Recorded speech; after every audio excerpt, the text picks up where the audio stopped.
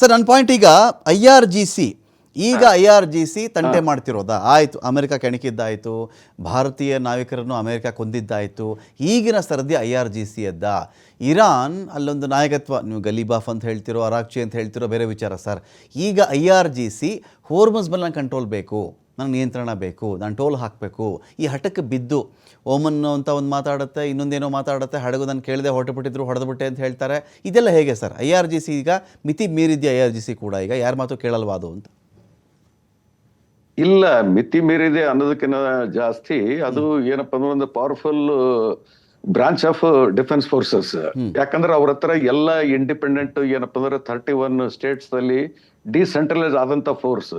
ಅದಕ್ಕೆ ಏನಪ್ಪಾ missile ತಯಾರಾಗೋದಾಗ್ಲಿ, fire ಮಾಡೋದಾಗ್ಲಿ, ಯು ಡೋಂಟ್ ರಿಕ್ವೈರ್ ಆರ್ಡರ್ಸ್. ಯಾಕಂದ್ರೆ ಆರ್ಡರ್ಸ್ ಆಲ್ರೆಡಿ ಸೆಟ್ ಇರುತ್ತೆ. ಅದು ಯಾವ ಪ್ರತಿಕಾರ ಯಾವ ತರ ಕೊಡ್ಬೇಕು ಅಂತಕೊಂಡು ಇಲ್ಲಿ ಹಾಫ್ ಆಫ್ ದ ಟೈಮ್ ಏನಪ್ಪಾ ಅಂದ್ರೆ ಡಿಸಿಷನ್ ಮೇಕಿಂಗ್ ದಲ್ಲಿ ವೇಸ್ಟ್ ಆಗ್ತದ. ಆ ಡಿಸಿಷನ್ ಮೇಕಿಂಗ್ ದಲ್ಲಿ ಟೈಮ್ ಅವ್ರಿಗೆ ಏನು ಬೇಕಾಗಿಲ್ಲ, ಯಾವ ಏರಿಯಾದಲ್ಲಿ ಯಾವ ತರ ಅಟ್ಯಾಕ್ ಫೇಸ್ ಮಾಡ್ಬೇಕು, ಯಾವ ತರ ಅಟ್ಯಾಕ್ ಲಾಂಚ್ ಮಾಡ್ಬೇಕಂತ ಇಂಡಿಪೆಂಡೆಂಟ್ ಇದ್ದು ಸಲುವಾಗಿನೇ ಇದು ಸಕ್ಸಸ್ ರೇಟ್ ಇರಾನದ ಹೈ ಇದೆ.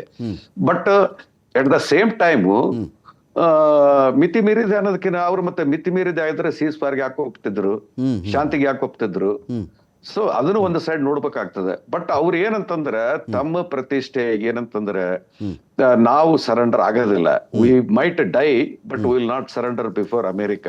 ಅಮೆರಿಕ ಏನ್ ಬೀಳ್ತದ, ಇವತ್ತು ಇಲ್ಲ ನಾಳೆ ಇವರು ಬೆಂಡ್ ಆಗಿ ನನಗೆ ಸರೆಂಡರ್ ಆಗ್ತಾರ ಅಂತ ತಿಳ್ಕೊಂಡು ಆ ಒಂದು ಹೋಪ್ಸ್ ನಲ್ಲಿ ಇದ್ದಾರೆ, which is not going to happen. ಅವ್ರು ಏನಂತಂದ್ರೆ ಮಣ್ಣಿಗೆ ಏನಪ್ಪ ಅಂದ್ರೆ ಹೋಗ್ತಾರ ಹೊರತು ಇವ್ರಿಗೆ ಸರೆಂಡರ್ ಮಾಡಕ್ ಆಗೋದಿಲ್ಲ. ನಾನು ಅರಾಕ್ಚಿ ಅವರ ಸ್ಟೇಟ್ಮೆಂಟ್ ಗಮನಿಸ್ತಾ ಇದ್ದೆ ಸರ್. ಅರಾಕ್ಚಿ ಅವರ ಸ್ಟೇಟ್ಮೆಂಟ್ ಗಮನಿಸ್ತಾ ಇದ್ದೆ.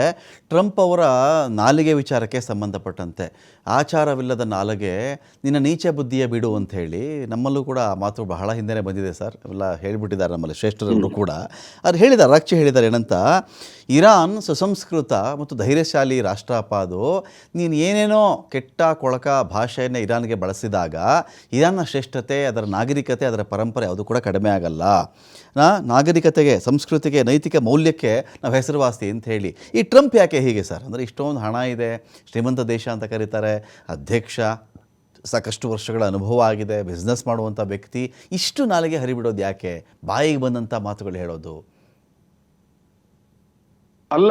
ಇದು ಏನಂತಂದ್ರೆ ಅದು ಟ್ರಂಪ್ದ ವಿಷಯ ಬಂದಾಗ ಅದು ಏನಾಗ್ತದಂದ್ರೆ you tell 100 lies in sequence. ಏನಪ್ಪಾ ಅಂದ್ರೆ those lies start appearing as a truth.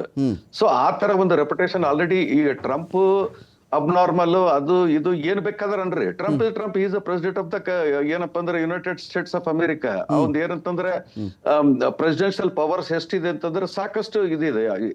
Impeach ಅಲ್ಲಿ ಸೆನೆಟ್ ದಲ್ಲಿ ಸ್ಟ್ರೆಂತ್ ಜಾಸ್ತಿ ಆಗಿ ಇಂಪೀಚ್ ಮಾಡೋದ್ ಬಿಟ್ಟ ನಂತರ ಅವ್ರ ಹತ್ರ ಏನಂತಂದ್ರೆ ಸುಮ್ನೆ ವೇಟ್ ಅಂಡ್ ವಾಚ್ ಮಾಡ್ತಕ್ಕಂತ ಪರಿಸ್ಥಿತಿ ಬಂದದ. ಇನ್ನೂ ಸ್ವಲ್ಪ ಡೆಮೋಕ್ರಸಿ ಇದ್ದದಕ್ಕ ಸಮಥಿಂಗ್ ಏನಂತಂದ್ರೆ ಲಾ ಅಂಡ್ ಆರ್ಡರ್ ಆಗ್ಲಿ, ಇವತ್ತು ಒಂದಿಷ್ಟು ಏನಾದ್ರೂ ಒಂದು ಗ್ರೇಸ್ ಆಗ್ಲಿ, ಅದು ಅಮೆರಿಕದಲ್ಲಿ ಇದೆ. ಸೊ ಇದು ಟ್ರಂಪ್ದು ಒಂದು ಸುಳ್ಳಾಗ್ತದ, ಒಂದು ಇಡಿಯಾಟಿಕ್ ಸ್ಟೇಟ್ಮೆಂಟ್ಸ್ ಆಗ್ತದ, ಒಂದು ವಲ್ಗರ್ ಏನಂತಂದ್ರೆ ಯಾವ್ದು ಬೇಕಾದ್ರೆ ಈ doesn't even hesitate to use abusive words. ಇವೆಲ್ಲ ಏನಂತ it is a part of his nature. ಯಾರೋ ಒಬ್ಬ ಮನುಷ್ಯ, ಅಟಲ್ ಬಿಹಾರಿ ವಾಜಪೇಯಿ ಅಂತವ್ರು ಯಾವ್ದಾದ್ರು ಒಂದು ವಲ್ಗರ್ ವರ್ಡ್ ಯೂಸ್ ಮಾಡಿದಾರೆ, ನಾವೆಲ್ಲ ಕ್ರಿಟಿಸೈಸ್ ಮಾಡ್ತೀವಿ. ಈ ತರ ಒಂದು ದೊಡ್ಡ ಸ್ಟೇಟ್ಸ್ಮನ್ ಈ ತರ ಮಾತಾಡಿದ್ನಲ್ಲ ಅಂತ ತಿಳ್ಕೊಂಡು. ಟ್ರಂಪ್ಗೆ ಅದು ಅನ್ನೋದೇ ಬೇಕಾಗಿಲ್ಲ. ಟ್ರಂಪ್ದು it is just like a normal. ಈಗ ಆತಂದು ಇದೇ ನಾರ್ಮಲ್ ಟ್ರಂಪ್ ಅಂತ ತಿಳ್ಕೊಂಡು ಎಲ್ಲ ಜನರು, ವರ್ಲ್ಡ್ ಲೀಡರ್ಸ್ ಎಲ್ಲ ಅಕ್ಸೆಪ್ಟ್ ಮಾಡಿ ಬಿಟ್ಟಿದ್ದಾರೆ.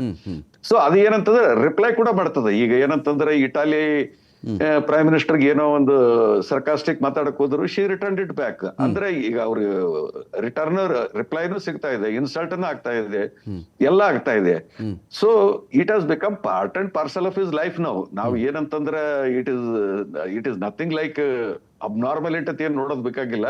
ಸುಳ್ಳು ಸೀಕ್ವೆನ್ಸ್ ಅಲ್ಲಿ ಹೇಳ್ಬೇಕು, ಇಡಿಯಾಟಿಕ್ ಸ್ಟೇಟ್ಮೆಂಟ್ಸ್ ಕೊಡ್ಬೇಕು. ಯಾವ ಸ್ಟೇಟ್ಮೆಂಟ್, ಒಂದು 5 ಮಿನಿಟ್ ಪ್ರೆಸ್ ಬ್ರೀಫ್ ಇದ್ರೆ first sentence last sentence variations ಇರ್ತದೆ, ಕಾಂಟ್ರಾಡಿಕ್ಟರಿ